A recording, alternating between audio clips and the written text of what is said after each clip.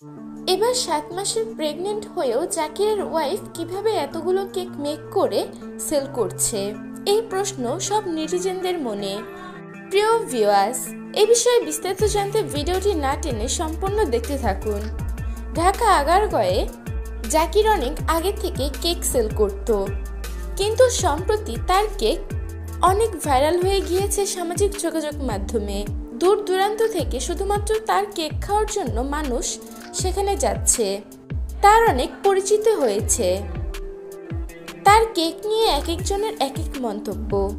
সে প্রতিদিন 80 থেকে প্রায় 90টা কেক সেল করে থাকে। এখন নেটিজেনদের মনে প্রশ্ন, তার স্ত্রী তো 7 মাসের প্রেগনেন্ট, তাহলে কিভাবে এতগুলো কেক তার স্ত্রী নিজে মেক করে? এই প্রশ্ন জাকিরকে করা হলে সে কিছুটা ঘাবড়ে যায়।